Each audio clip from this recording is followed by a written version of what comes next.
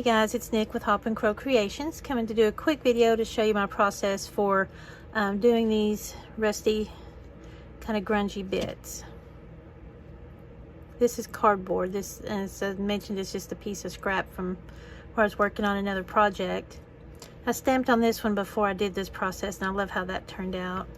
So what I have here is just a piece of scrap paper, cardstock, and I've just inked it with some vintage photo and then done the edges in the scorched timber. And I've got some glue on there, letting it get a little tacky. This is my rust powder. Now normally when I rust my stuff, I just put it in to my little rust pan with some water and just let nature take its course. If I'm in a hurry, I use like vinegar, salt, and sometimes peroxide in there with the water, and that seems to make a lot of this dust. So I scrape it out and save it. And finally found a project that I can use it on. As you can tell all over my paper here. So then what I just did was kind of went through and dabbed that on that glue.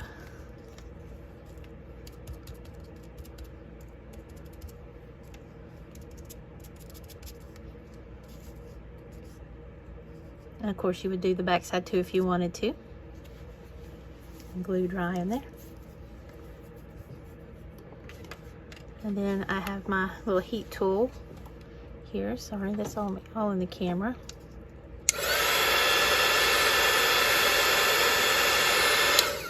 And just dry that glue. And then I also have my alcohol ink. This is ginger. And I would just kind of let it splatter and soak.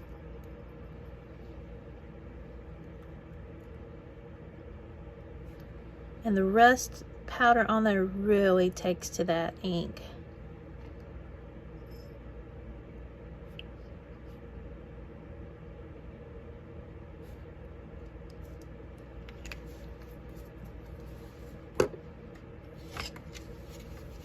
Just going to let that dry here with this again.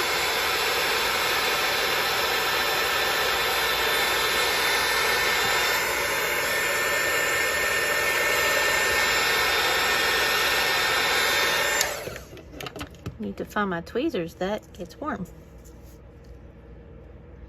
And it just picks up that color. You can always add more color in.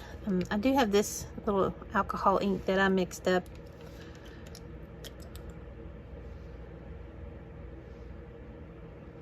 It's a little bit different tone than the ginger. Nothing major different.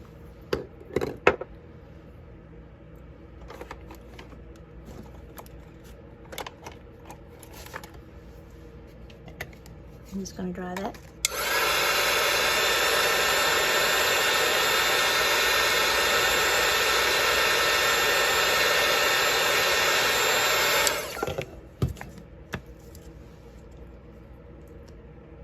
And see, it has that rusty texture, the little grungy bits.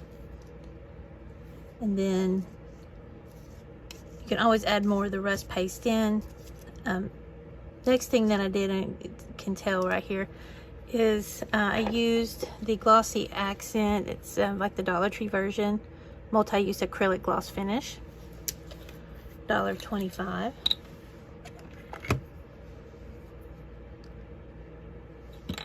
And I just kind of brush that on there.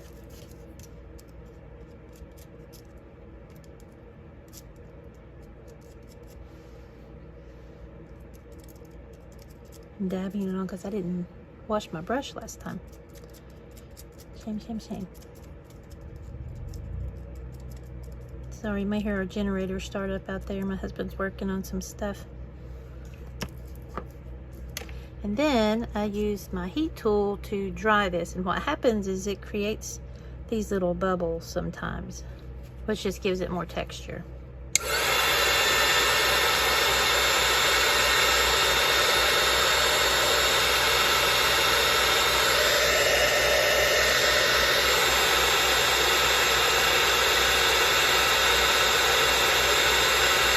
As you can see, it's pushing that back, creating those bubbles.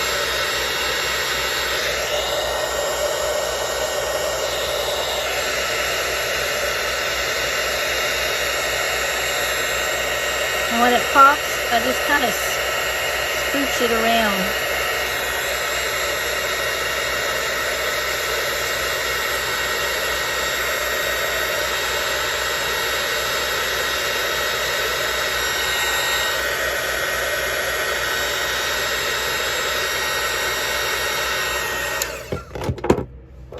Sorry, my desk is a mess. And that just adds in the extra little bit of texture. I don't know if you can kind of see that there. And when this fully dries, it's not tacky. It's actually kind of stiff. And it creates like this rusted paper, which I think looks like metal. You can always add more, you know, layers, do more glue, do more rust. But you can see where it kind of has an underlying rust right there. I thought it was a nifty little thing to do. And I love how this one turned out.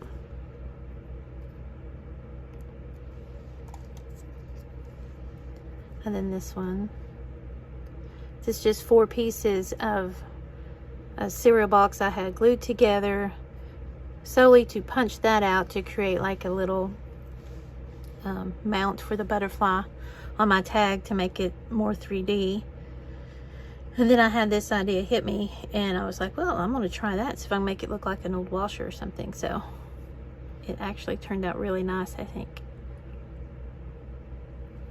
So I'll be saving my rust dust for more things. I keep it in this little container from Temu.